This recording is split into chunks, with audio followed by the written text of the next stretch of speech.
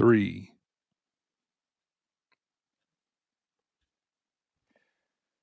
Ladies and gentlemen, I am the Dark Horse, John Bonhart, and this is the Sit Down Marks podcast.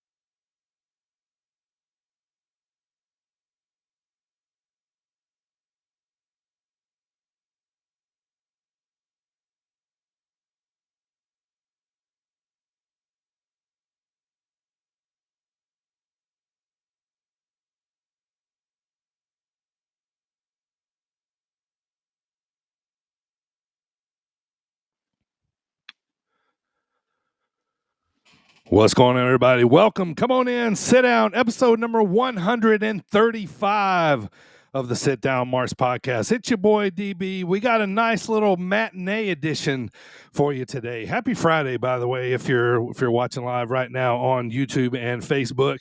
And if not, happy whatever day it is if you're listening on Spotify, Apple Podcasts, and, of course, everybody listening over on SportsWire Radio. I want to thank all our friends over there at SportsWire Radio for checking us out. Man, I got a treat for you today, guys, man. You know, like I said, it's a matinee show, so snuggle up, man. Grab some lunch, do what you do on your lunch break, and check out this podcast today, man, because I got a good one for you because this guy's kind of like he's kind of new on the independent scene, you know, in years, I guess you should say, but in my eyes, not really, because I've kind of seen this guy work a lot, and I've kind of seen the maturation of everything that's going on with this guy. So it's time to ride with the dark horse, everybody. Please welcome for the first time, John Bonhart. What's going on, brother? How are you? I'm doing real well, man. I'm doing real well. So what's Glad to be here. So what's the heel Johnny Bonhart doing on a Friday afternoon here during lunchtime? Oh, man, I'm just hanging out around the house. Find something that needs to be done. Gonna get it done. That's cool, man. I appreciate you taking the time today, man. So always good to talk to you and see you, man. So we know that John Bonhart is, well, maybe some of us know, maybe some of us don't, but we're going to find out. Where'd you get the name John Bonhart from? It's not your shoot name, so how'd you put that one together? So it's a combination of two things. The Bonhart is directly taken from a character in The Witcher that is just kind of this incredibly ominous character, this absolutely terrifying presence. He's like a top of the top of the top of the line hitman, and I was like, that's cool. I'm gonna take that. Sounds Gotcha. good. Yeah, that fits. And then John is just, I mean, it's a real easy name for everybody to remember. It's a single syllable, and you want to have a 3-syllable name, that kind of a thing. Yeah. And then it's also taken from John Marston from Red Dead Redemption. Gotcha. So you're a gamer? Yes, sir. Oh, we got to talk a little bit of games, man. PlayStation guy, PlayStation? What do you got? PlayStation and Nintendo. Nintendo. Like Switch, or are we talking? Yep. Yeah. Yep. I grew up with the first console I ever had was the old NES.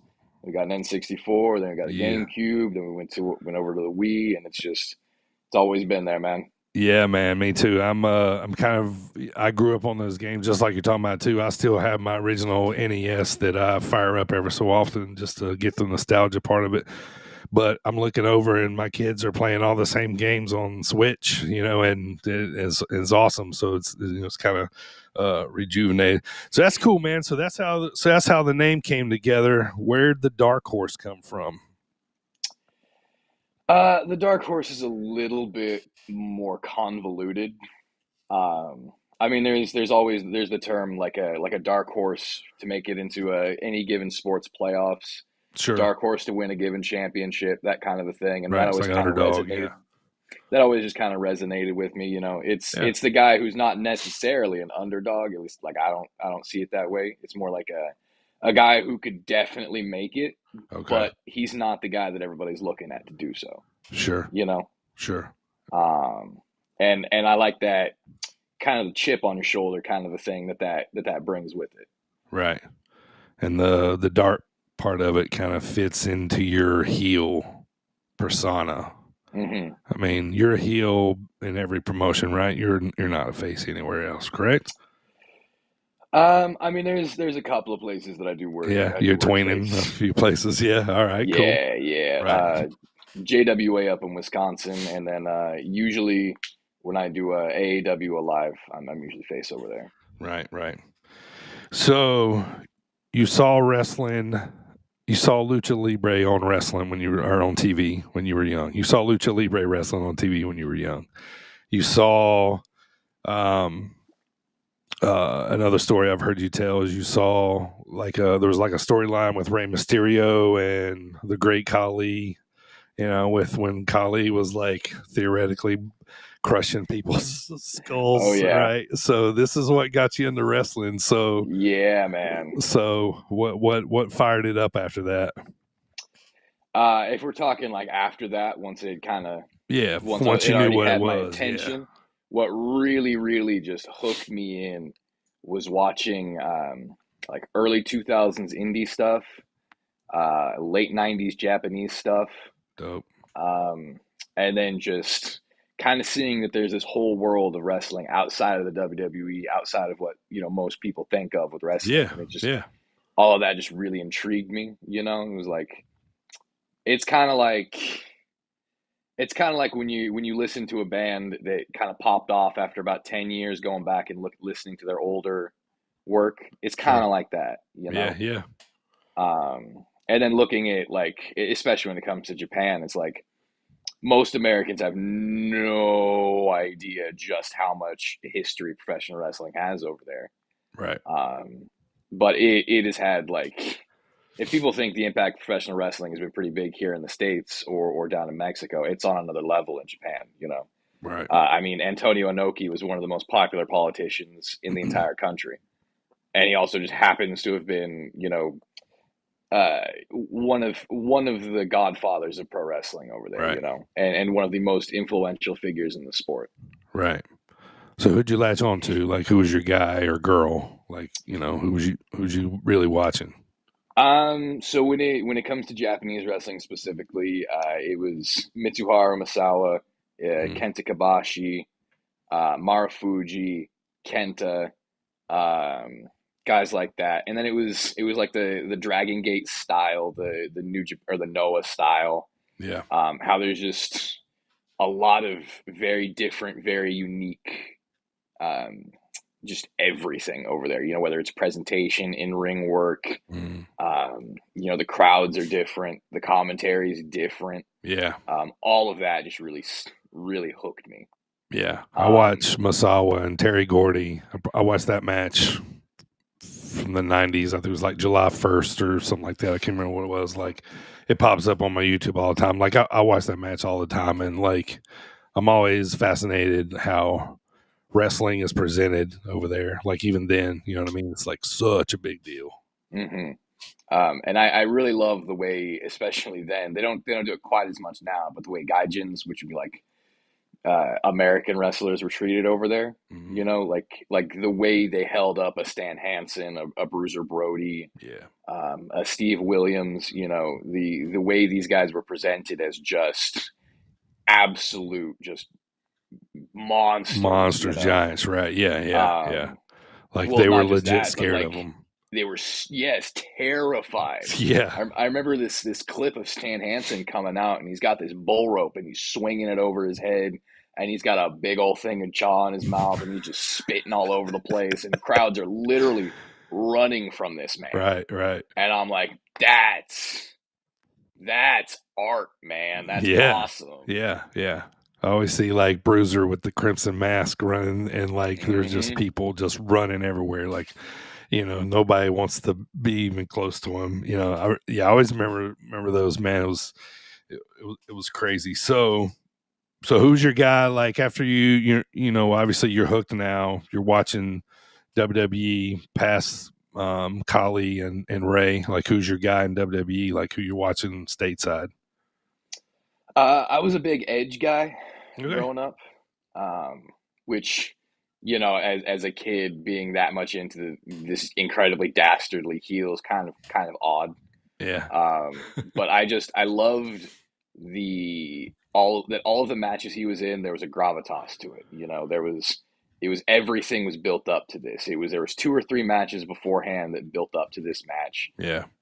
There was, the ongoing story that he was always involved in, whether it be with Vicky Guerrero or John Cena or Randy Orton or Shawn Hmm. Michaels or whoever. He always had a very well fleshed out story, and he always had a big impact on whatever show he was on. Hmm. And I didn't even see anything about Edge until the Cena era. So then going back and seeing like everything he did at like WrestleMania 19 and with Christian and with Brood and all of that, Yeah. like that's one of the reasons why Edge is just my guy, because he evolved throughout his career, and Absolutely. he was always relevant, and he was always a highlight on whatever show he was on. Yeah. Yeah. Always a big deal. All right. So you're watching this wrestling. You decide, okay, I think I want to give this a go. I'm going to head to the Black and Brave Academy, and you ended up there. Why'd you choose this one in particular? So we kind of jumping ahead a little bit. I did start training before going to Black and Brave for a Okay. little bit. I was training at this place called Pro Wrestling Revolution in San Jose, California. But I started training there in January of 2020. So Oh yeah. everything got Here we shut go. Right. down Right. Right. like 2, 3 months into that. And I was loving it. I was picking everything up incredibly quickly. I was having a blast doing, just working, getting my butt kicked all the time, all the Right. physical work that we were doing, and just, being around people who were chasing the same dream. Yeah. So then COVID hits, everything gets shut down, that gets taken away. I kind of go through some personal life stuff, decide it's time to get out of my hometown, kind of branch out a little bit. I move up to Seattle, thinking, I've heard Defy is pretty big up here. At this Yeah. point, Darby Allin was starting to get on my radar. Hmm. Swerve Strickland was, and I know these guys are from Washington. Daniel Yeah. Bryan, of course, is from up there. So I was like, Yep. okay, maybe there's a school up there or something. So I started looking around, and I mean, there were small schools, but most of them weren't running anymore, or they were now defunct, or there was some sort of immense controversy surrounding it. So I was like, I'm just going to avoid all of that. Yeah. So then I start looking around the country, seeing where I could possibly go to get trained, because I'm like, I don't really have any ties to this area. I've got some friends up here, but it's not like I've set roots down or anything like Yeah. that. I Yeah. can upend myself and move wherever I want. So I'm looking at different schools. I'm looking at Create a Pro. I'm looking at Knox Pro. I'm looking at Lance Storm at the time wasn't really running anything, but I looked into that. I was looking into Booker T's school, and what I finally found Black and Brave, and I was like, okay, they're connected to a promotion that's been running for a long time that's not dependent on the school. For sure. That's great. Um, they offer housing. That's great. I'm moving across the country. I don't necessarily know how I'm going to be um, getting housing arranged, getting a job, all of that. I wasn't 100% positive on all of that. I was Mm-hmm. just trying to get out here. And then on top of that, there was a whole list of guys who had gone through that were either in the area or just around the country who were starting to make a bit of a buzz, starting to make waves, and I really liked a lot of what they were doing. So it just made the most sense in my mind to come here. Sure. Yeah. Um, did you? Did you know about Seth Rollins being one of the coaches there? Was that part of the influence? Yes. Yeah, absolutely. It's funny, he did the Stone Cold podcast like literally a week after I put in my application. Right. And he was, he had the Black and Brave shirt on during that. And I mean, obviously I knew he was involved, but like Yeah. seeing him kind of plug that at that point on that stage, I was like, okay, this is the right choice, Right. you know.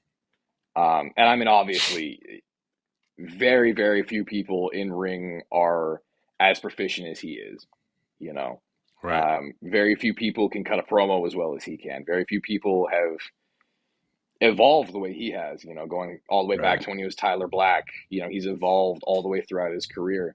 Yeah. Yeah. And, that's always something that I've respected. Not just from him, but from everybody in the business. You Yeah. gotta evolve, you gotta grow, you gotta change with the times, you gotta do what needs to be done, so to speak. And Right. he's always done that.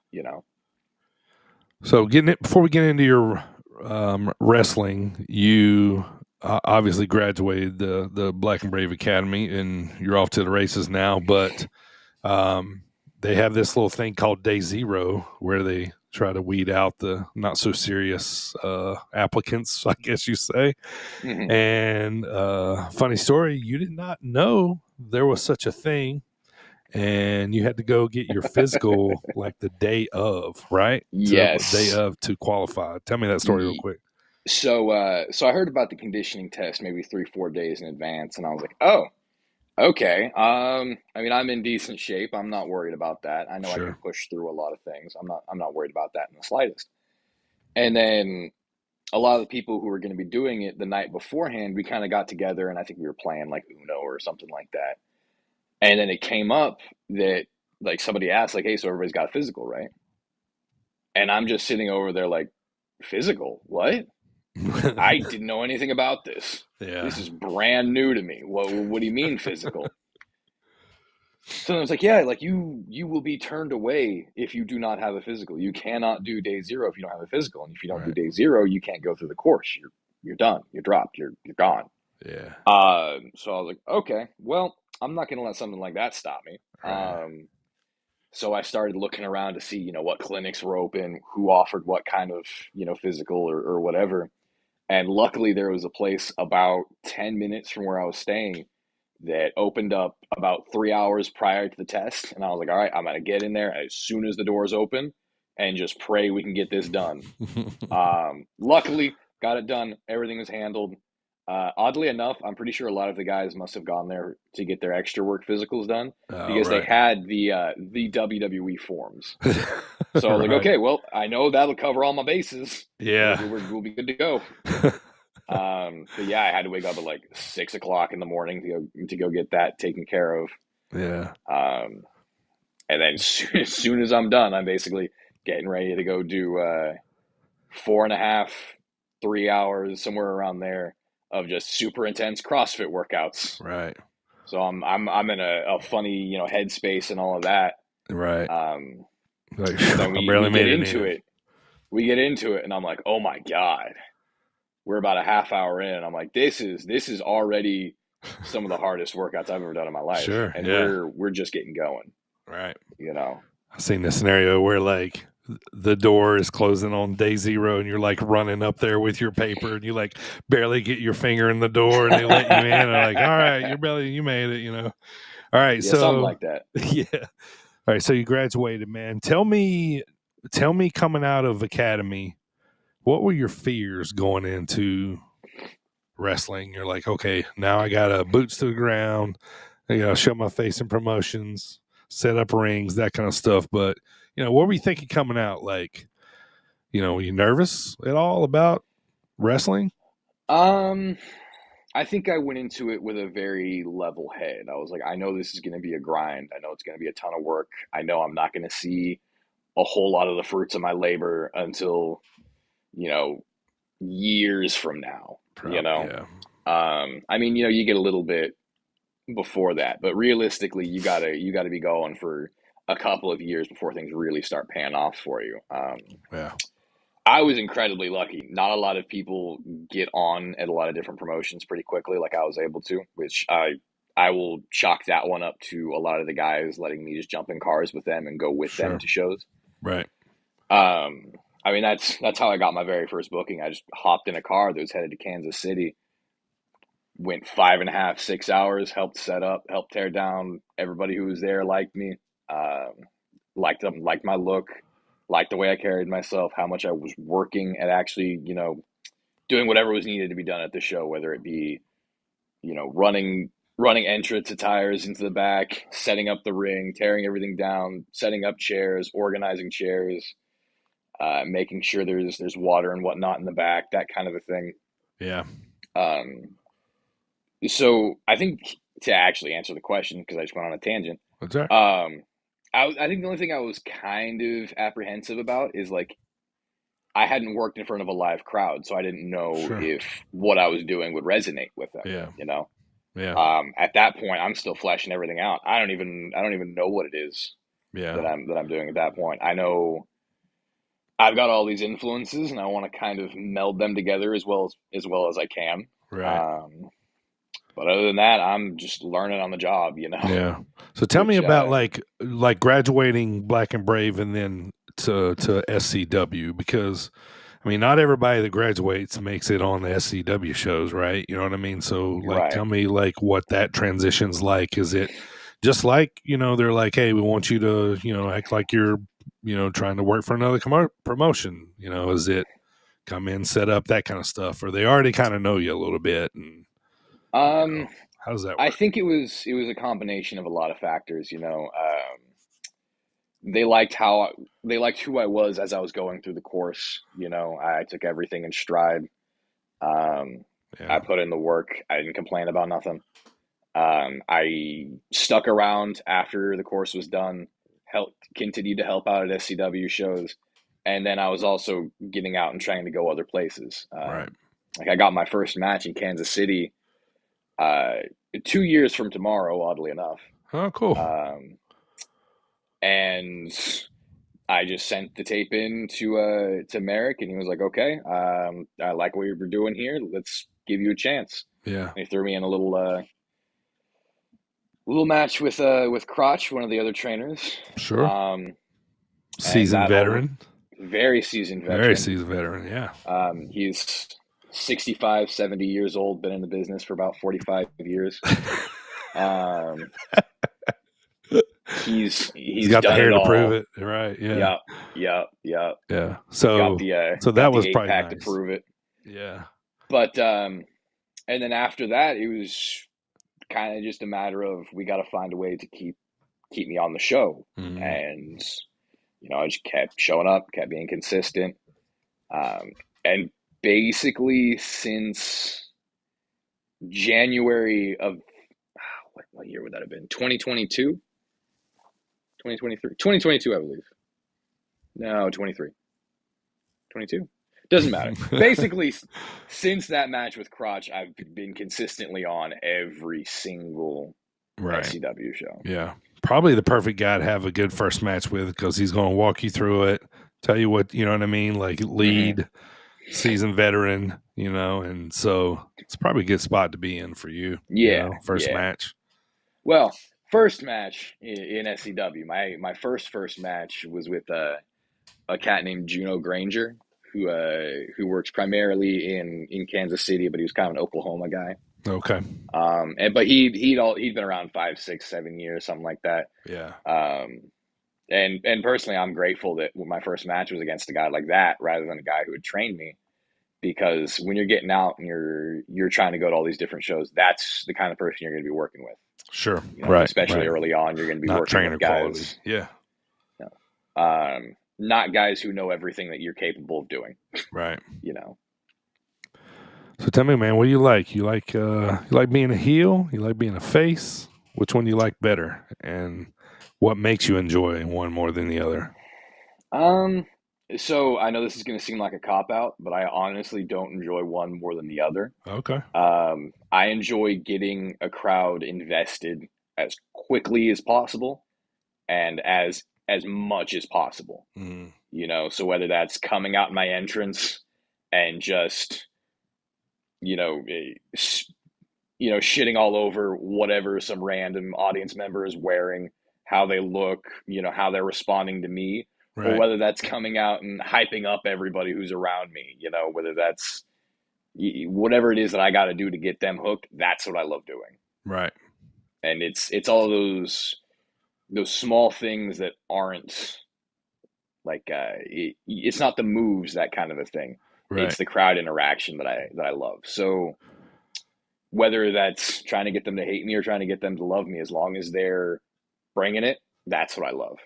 There's Yeah. nothing worse than working with a crowd that is just sitting on their hands no matter what it is that you do. And I've definitely been there a couple of times, Yeah. and Yeah. it makes it so much harder, Right. Right. you know. Right. But how You fun is it can when the whole crowd is engaging, though? Right. Like that's when it's like Oh, peak. it's incredible. Right. Words can't describe it, man. Words can't describe it. I mean, you've been there. You've been there, Yeah, man. Yeah. I'll tell you this, just kind of jump ahead, man. You popped me so hard when we were at the we were both working Iron Spirit Pro. You were in the main event with against Solomon Tupu for the title. It was on Sunday, actually day 2 of Sweet Corn Circus. And like a lot of times, like I come out, I watch your interactions, but I was actually on one side of the ring uh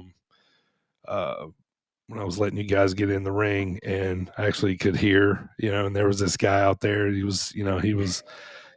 you're gonna get you probably know who I'm talking about I know already. He's like, exactly what you're oh, talking you're about. gonna get your butt kicked, man. You ain't winning the title.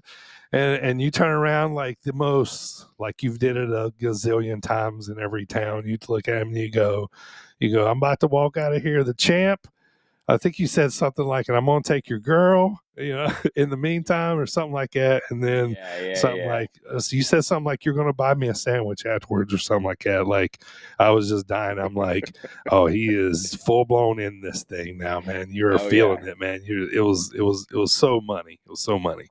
Yeah, and I mean that crowd was alive the whole time we were out there. It Yeah. was great.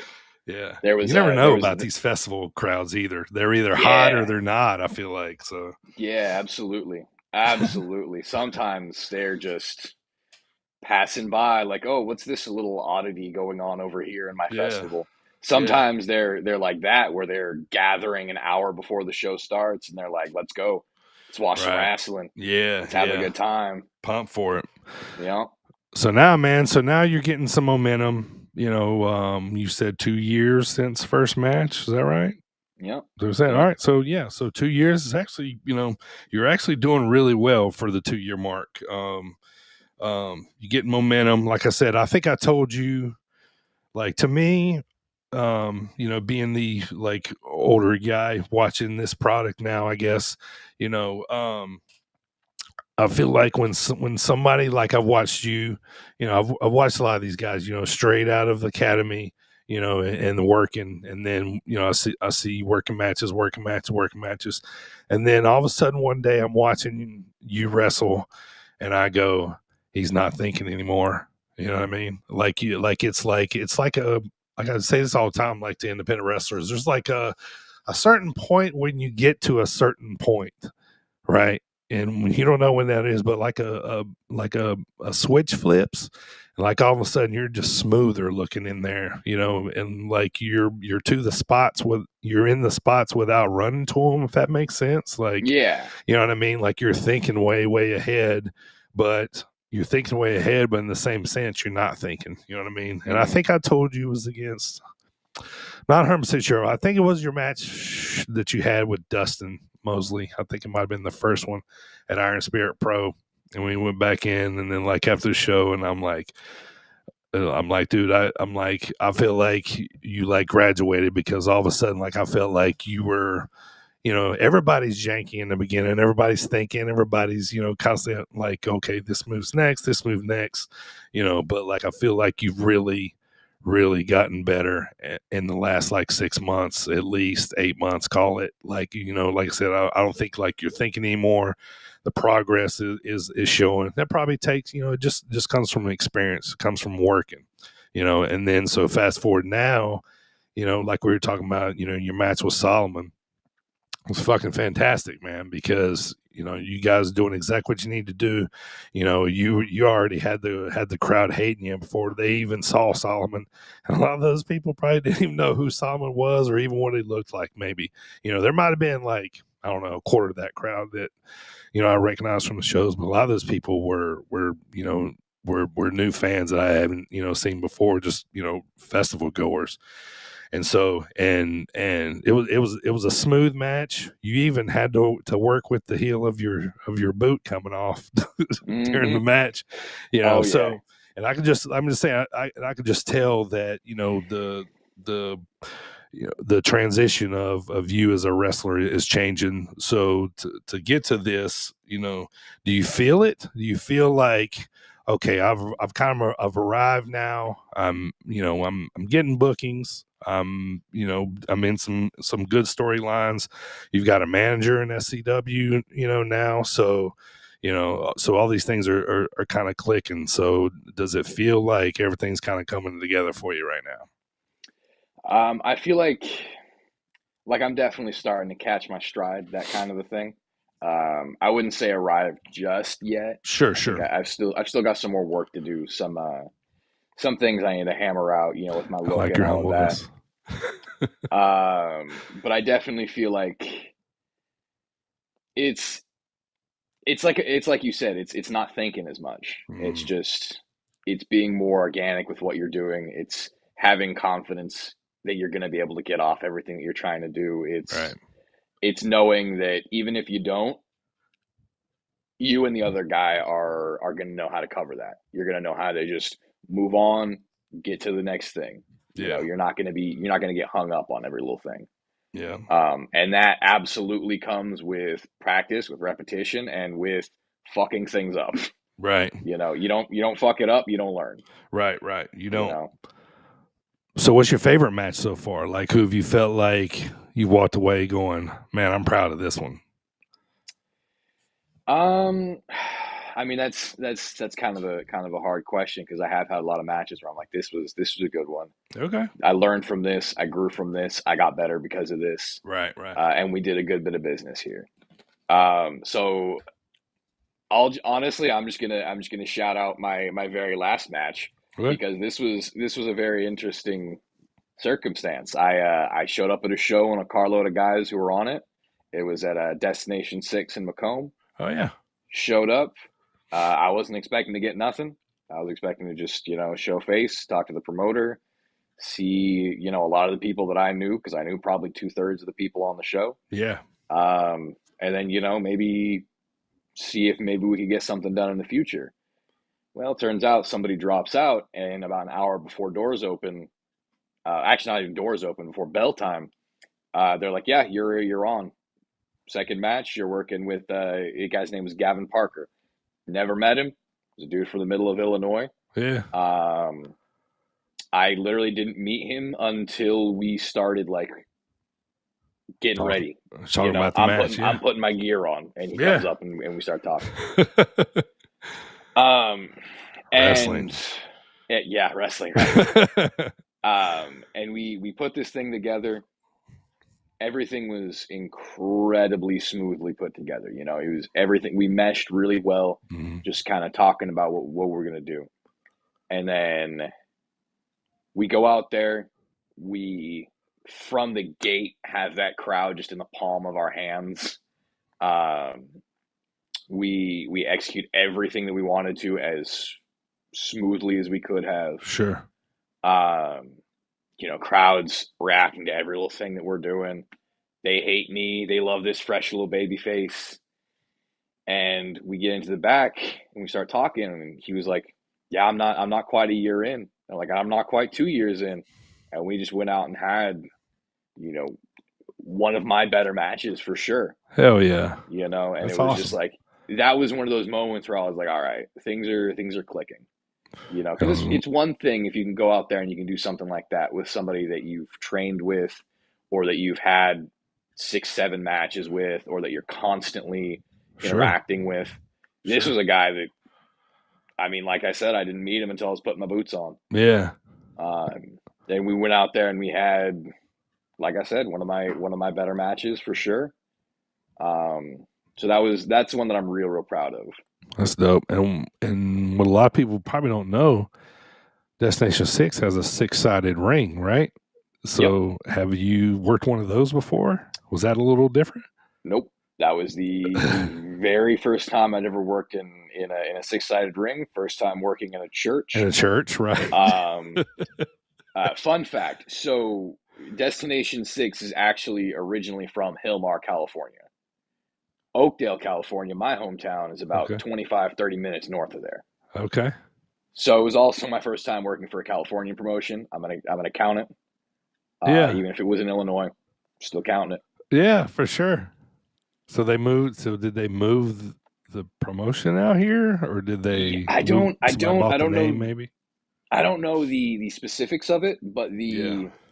the venue is entirely just like, as far as I'm aware, it's just them there. There's nothing else that ever runs there. It's no Yeah. longer an active church. It's just Yeah. their venue, Yeah. right? I'm a little familiar with Macomb, a little bit. Okay. Yeah. Um, and they have, all these posters inside from previous shows. And that's actually how I found out they're from California, because I saw one and it was from like 2019 in Hillmar, California. And I'm like, huh. Small world, kind of. Yeah. I was like, this show literally ran 30 minutes from where I was living at the time, you Yeah. know? All right, so let's talk about SCW real quick, man. So you having fun there? You've had a little bit of success. I don't think you've won any titles yet, but you've definitely won the QC Cup. If you want to talk about that, and talk about what it's Well, like to work with Mark Storm. so to pull back a little bit, the QC Cup is technically a title there. Okay, gotcha, It's treated like that. It's not like gotcha. oh, you won a tournament, you've got this. It's something that's regularly defended. Right, right. So it's Okay, it's so that makes treated. sense because just renewed it not long ago, right? Because it was kind of Mhm. old. Yeah. All right, gotcha. Yeah, yeah. I think it was like my second or third match. We got a new cup. Yeah, And we actually we did this whole thing where it was Mark Storm presenting it to me. yeah, Like I walked out with the old cup. He brings up the new one, and it's this whole big thing. And I like toss the old one aside. I think sure. I literally threw it at the referee, grabbed it, and I acted like he was handing me the Super Bowl trophy. I was like, Right. "This is Lombardi himself's trophy." Right. That kind of a thing. I Hell was yeah. real into it. Nice. Um, but yeah, working with Mark has been absolutely fantastic. He took some time off from the business, um, and he hadn't done anything until he and his daughter started coming to shows and started seeing, what the current product was. And I guess he got the itch to come back. I guess he saw some guys that he could help work with. Um, and at that point, uh, the booking team was like, all right, we want to start taking me to the next level. How do we do that? Mm-hmm. Well, historically, one of the best ways to do that is by giving somebody a manager. Yep. And that's very much what SCW has done with Mark Storm since, I don't know, I think he was around in the earliest days. Right. So he'd managed everybody from Merrick to Colby to God, Marcus Crane, and I can't for the life of me remember who his tag team partner was. Mm-hmm. But those guys, all kinds of different people who've always been like elevated just by having him as their manager, and they're like, Sure. here we go. Yeah. And at first, I was like, okay, never had a manager before. I've interacted with Mark a little bit. We get along fine. This is going to be a fun little challenge to kind of figure out how we meld together. And it was instant, pretty much. We met up for coffee before our first show together and kind of talked Cool. about things. Yeah. And it's been a fantastic relationship since. Dope. That's super cool. So let's talk about Iron Yeah. Spirit Pro, man. That's where I've known you mostly from.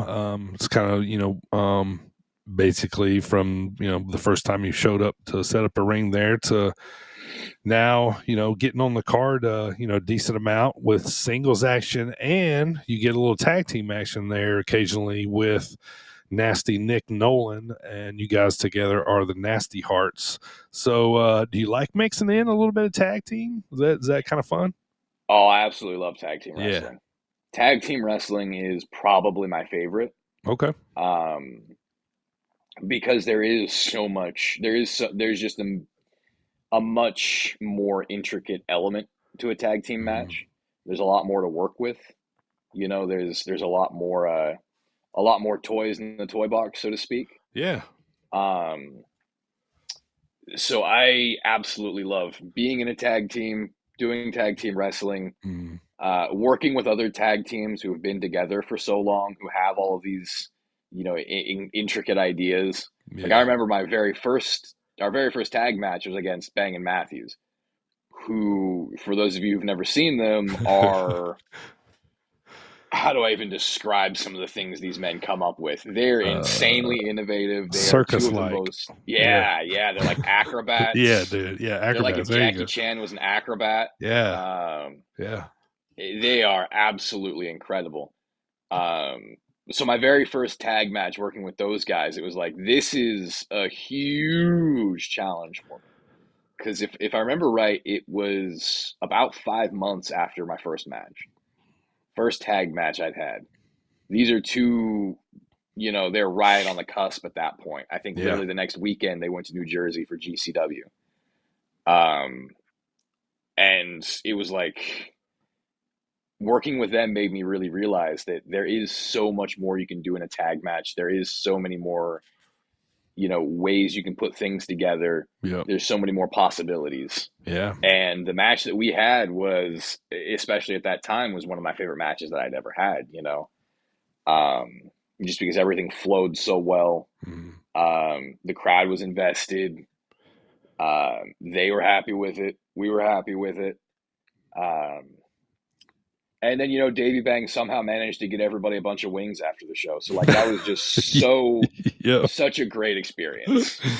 Yeah, man. Um, I remember that. I remember that. yeah. Oh, those wings were so good. They were Uh, fantastic.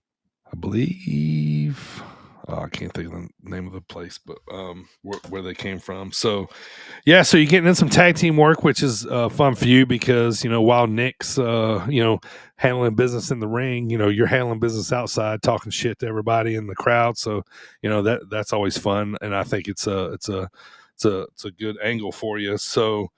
Um, so how you feeling, man? Like, you had any bad injuries? You had any small injuries? That kind of stuff. Like, how you feeling? You sore after the weekends?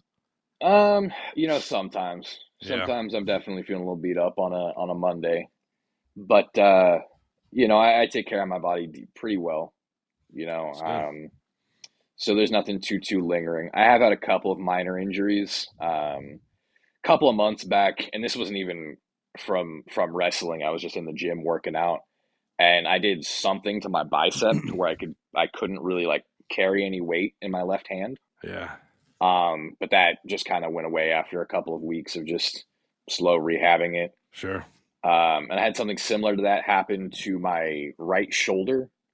I had a couple of I had two scramble matches on back to back nights, and I was catching just an asinine amount of dives in these matches. Right. Um, and somewhere in the course of that, somebody landed on me weird, or I landed on the ground weird, Yeah. and just jacked my shoulder up to the point where like I almost had no strength in my right hand.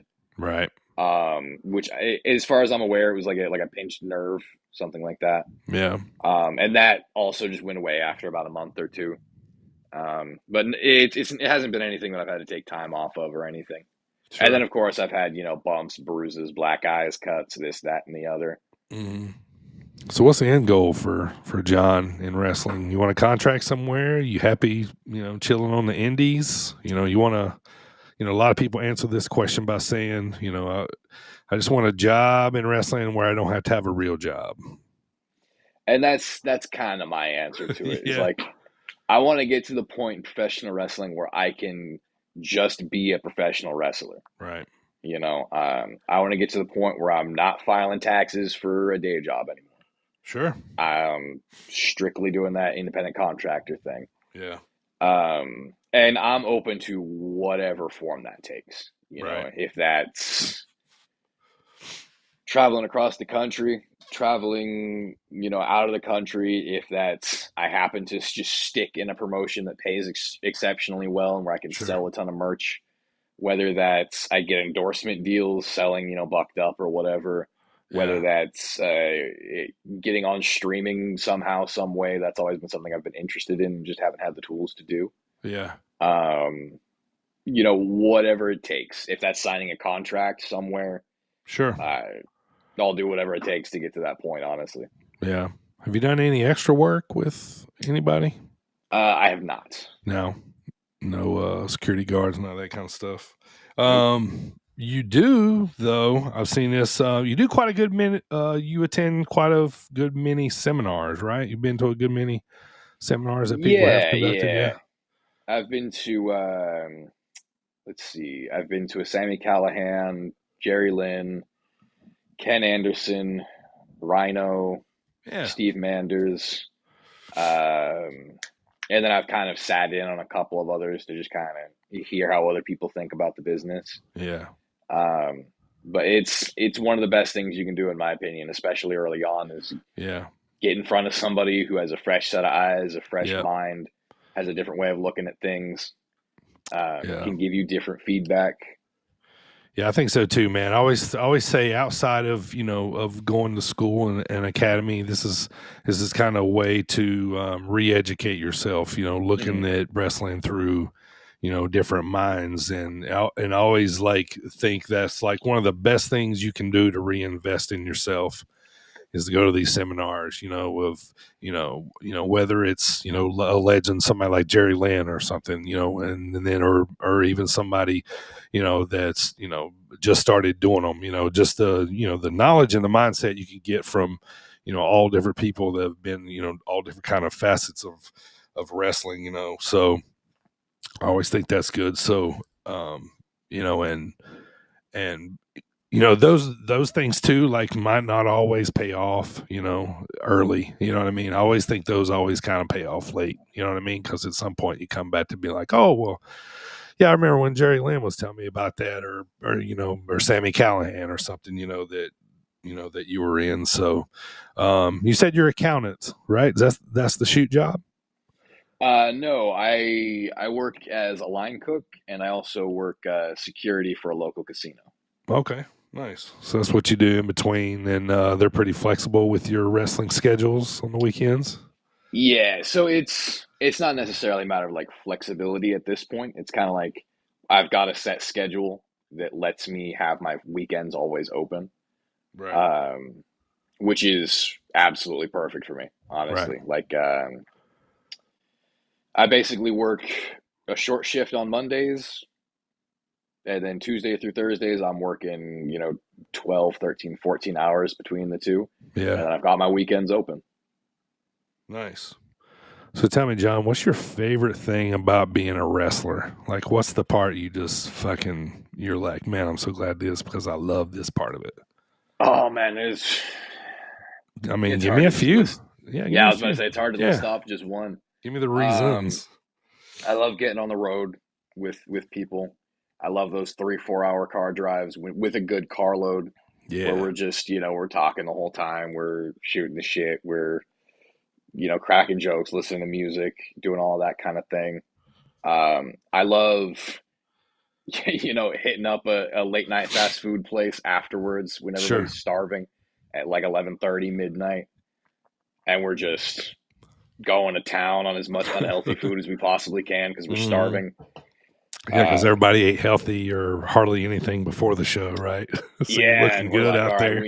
we need some carbs, we need some fat, we need a little bit of protein. Let's get it. Yeah, I love getting to a show and meeting all of these different people. I love putting a match together with somebody, especially if it's somebody that like I'm not particularly familiar with, figuring it out, Yeah. piecing the puzzle together.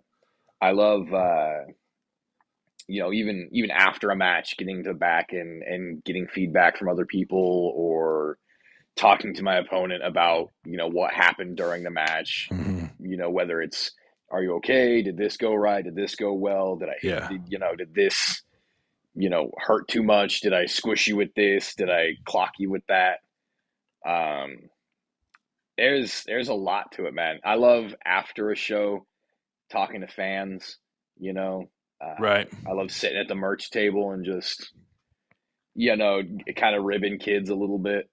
Sure. When we Um, getting the John Bonhart merch? it's coming. It's It's in the coming now works. that All right. yeah. Now that I'm starting to get a little bit more money just from working the two jobs, it's coming. It's a Sure. coming. Sure. I've got Nice. I've got a design for a shirt. It's just a matter of actually getting it printed out. Okay. Nice. Um, Speaking of the miles, man, what's the go to music in the car? Now, let me preface by saying this. I think one of the first times, if not the first time, that I met you, maybe the second time, you had a Deftones shirt on. Automatically, you're speaking my language because it's my favorite band in the world ever. Hmm. And so we got talking about the Deftones and music, and I know you're a big Pantera fan. Dimebag Daryl, So who else you listening to on the road? But if it's, I know, like if you're in the car with other guys, everybody's got to either be happy with something. But let's just say John's in the car by himself. What's he listening to? A drastic departure from Pantera and Deftones. I listen to a lot of Zach Bryan when I'm driving by myself. Okay, But then I also listen to like the Ghost Inside, the Plot in You, um, this little band out of California called Syndria. okay, Big shout out to them. They're one of my absolute favorites. nice. They deserve to get a ton more publicity because they're just fantastic. I'm listening to like In This Moment. Okay, A lot of the times it's, who's dropped something lately. Like yeah, for the last couple of car rides, I've listened to the new 4 Year Strong, um, the new Ghost Inside. That's actually where I got my new song from, Death Grip, which I think is just an absolute banger. right, I can listen to that endlessly. And then every now and then, I'll switch it up a little bit with like Jedi Mind Trick, or Cruella, which is an EDM band. mm-hmm. Um, I like to mix it up a little bit, but for the most part, it is kind of that metalcore. That's kind of the thing that's the most common when I'm behind the wheel. Sure. I'm pretty excited because Deftones just announced a North American tour for early 2025. So picked up some tickets to go see them. So I'm pretty pumped. Oh, right on. Um, Where's that going to be at? Actually, they're doing the rounds up here. I bought tickets to see them in Indianapolis. They're doing Indianapolis, Chicago, Detroit, Columbus, Ohio. I think all in a little closest around here. I think anyway. Okay. I don't know if they're, but like they literally just dropped the uh, concert list. I think it was yesterday, Oh, right on. something like that. So yeah, I'm pretty pumped to go see them. So Yeah, I've gotten to not to cut you off, but no, I've go gotten ahead. to see them three separate times, three very different venues, very different concerts, Yeah, and man, they deliver every single time. they do. They I could are probably say at my incredible age, live. I've probably seen them close to 20. Oh, that's And awesome, man. yeah, I'm an old cat though. I think I seen them on for the first time on the Around the Fur, which was their second album Oh yeah. tour. So that was like '90s, I think, something like that. Yeah, but so on the road too, man. You riding down the road. What's your favorite road snack? I really really enjoy a protein bar, whether Okay. that's um, I think it's Metro RX. Metro RX is the brand. They have Yeah, this sure. this crispy apple pie bar that's just absolutely fantastic. Yeah. It's got a ton of protein in it, It's got, a good chunk of carbs in it. Right. It's, and it tastes fantastic, Right. you know. So that's kind of been my go-to. Um, Other than that, sometimes nuts, like Yeah. a Blue Diamond, Yeah. little nuts. Almonds. Yeah. I'm a big Yeah, almond guy. yeah. All right, buddy. A couple more questions, man, and we're going to talk PWI 500, and I'm going to get you out of here. Have you had any like bad fan interactions? Like, have you ever been like talking shit to a fan and they got like too serious on you? You had any of those incidents yet? You'll have one eventually, but you had one yet? Um, I mean, I think the worst I've had is like genuinely upsetting kids. Sure. There was a couple of kids who I apparently made cry without realizing it. Um, and like I didn't have any interactions with them, but then later, like at shows after that for the same promotions, their parents have come up to me and talked to me about it. Right. And that's always kind of a bit of an awkward thing because it's Sure. like I can't really dial it down, you Right. know. Stay in character here. Yeah. Yeah, and it's like I can't like avoid interacting with that kid going forward. Yeah. It's kind of like, well, what do I do? You know? Yeah. Yeah. But I wouldn't say any of them have been like actually bad in Yeah. experiences because they usually understand like it's part of what we're doing. You know. Anywhere on the indies you haven't wrestled yet that you want to wrestle? I'd like to work more outside of the Midwest. Sure. I'd like to get you know over on the West Coast, West Coast Pro. I really would love to get on over there. Knox Pro in SoCal, Defy up in Washington, Progress in Oregon, um, Future Stars of Wrestling in Vegas. Um I'd love to get out there. I'd love to get on the East Coast. I'd love to be on a Wrestling Open or Yeah. Beyond or a little bit farther south, like an Action or an Invictus, something like that. And then here in the Midwest, I'd love to make it onto a freelance.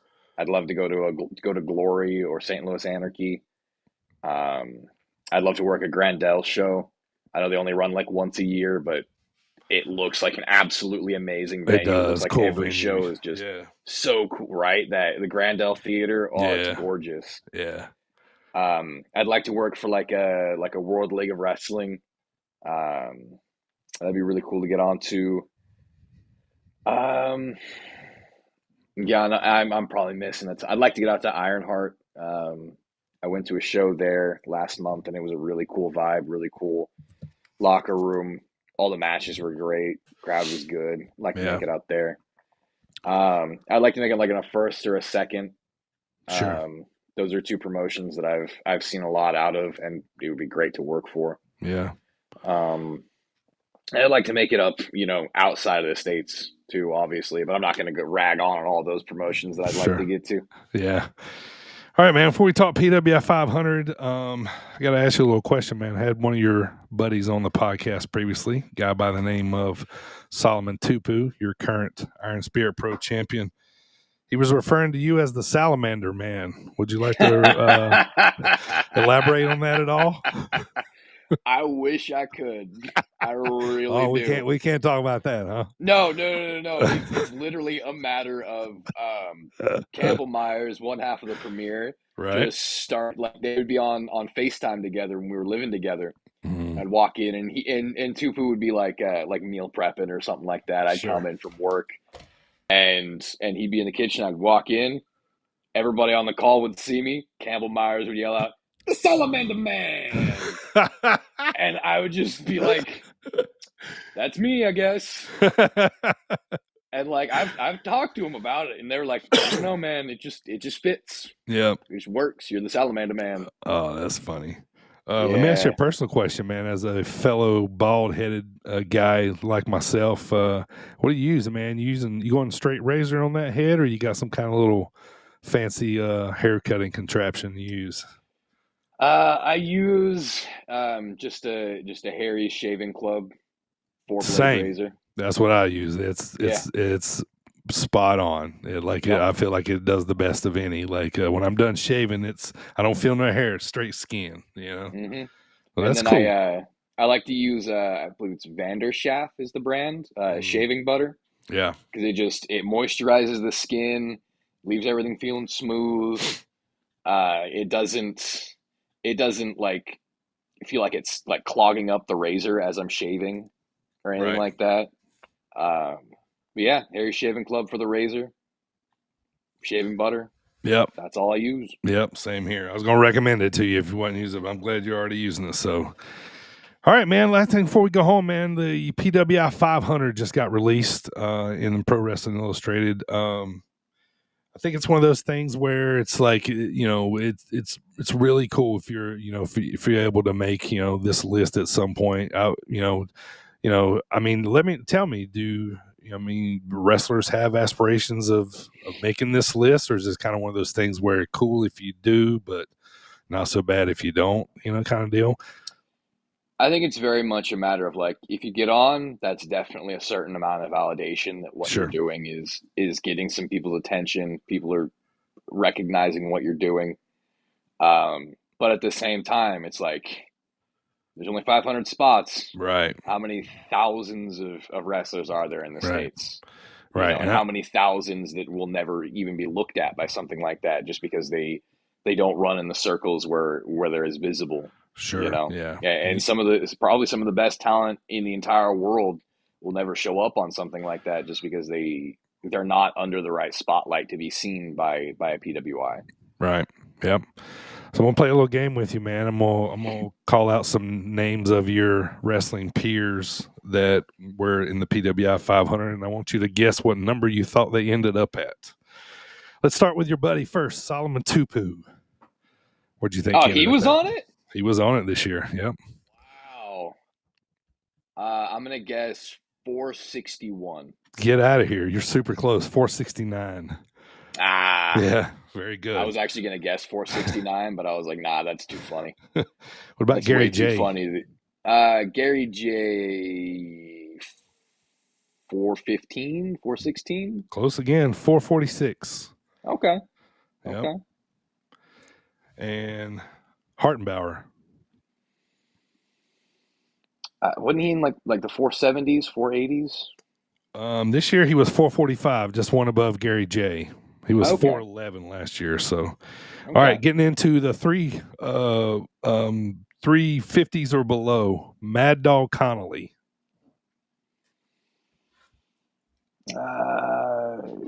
320s? 350 exactly for him. Oh, okay. Okay. Alley Catch. Alley Catch. Oh, she's got to be. I'm probably going to be way over ranking her based off of the fact that since we're going descending. 130s, 140s? 245. Okay. 245. All right, now we're getting in 200 or less to give you a little more of a ballpark here. Jake something. Oh, he should definitely be higher. I don't know if I were ranking it, he'd be top 20 personally. Yeah, he's 147. 147. That's way too low for him. What about Marcus Mathers? Where do you think he came Marcus in Mathers. I'm gonna say based off of Jake something, he's like 105, at? 140. 140. 140. Okay. And then Megan Bain right next to him at 139. Where do you think Warhorse came in at?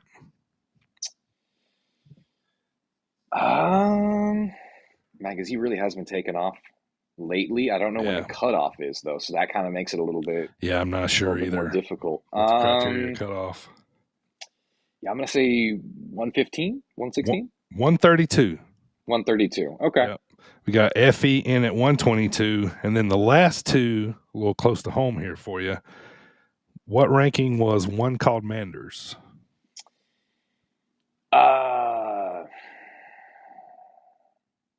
I feel like he was in 105, 106. 115, so pretty close. 115. Yeah. Okay. Yeah. Really, really awesome to see him get that ranking. And the last one, man, is the boss, He was number one in 2015, 2019, and 2023. Where did Seth Rollins rank this year? I had to take a little bit of time off, so that probably dinged him a little bit. 7, 8, 4. 4. Okay. Still at 4. Yep. So still hanging in there. Like I was because they always put your previous rankings from I think the last like 10 years or something, and Mhm. I was surprised. I mean, not surprised, but like still impressed that he was like 3 times at number one. That's got to be kind of a record, I guess. So Yeah, he's got to be getting close to at least tying it, right? yeah. All right, John. Well, buddy, man, I really do appreciate you coming on the podcast today. It was good to finally get to sit down and talk to you. I want to thank everybody listening on SportsWire Radio and everybody listening on Spotify, Apple Podcasts, and Audible. And I want to thank everybody to go check out all of our library of podcasts. And I want to thank the Dark Horse, John Bonhart, for joining us today. Go check him out on all his social medias. You'll see him basically in the Midwest quite a good bit. John, where you got SCW this weekend, which would be Hawkamania, September 21st. But outside of that, man, where can everybody check you out at? I will be with Zawa Live at the end of the month. I think that's the 28th. The 27th, I'll be at JWA in Janesville, Wisconsin. I will be going to WrestleMax in Columbia, Illinois, October 12th. The following week, I'll be showing up, hoping I get on at AAW. I've been doing a live there for a little bit, so hopefully get in there.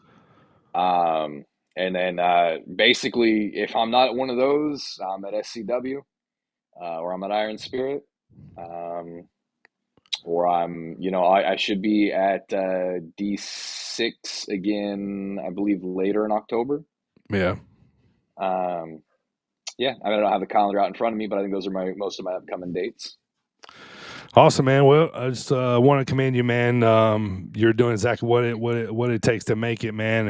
And I'm always going to be pulling for you, and just keep grinding, brother. Big things are on the horizon for you, man. So I'm a big fan of yours. You know this already, and just wanted to tell you keep working hard, man, and things are going to happen for you. So I want to thank you for coming on today, brother, for sure. Hey, thank you for having me, man. It's been a great time, and it's always good talking to you. I know you've been in my corner basically since day one. I appreciate that. Absolutely. Can't thank you enough, man. Yeah, man, for sure. All right, everybody, check out John Bonhart, man, Iron Spirit Pro, all over the Midwest, SCW Pro. And I am the Dirty Bird. I want to thank you for joining us today for the Sit Down Marks podcast. I'll be back here, thinking about 2 weeks, man. I'm going to be sitting back down with Sean Galway, talking about seeing how he's doing in his recovery. So make sure you want to check that out. So I am the Dirty Bird. He is John Bonhart, the Dark Horse. And we'll see you guys next time. Top guys out. All right.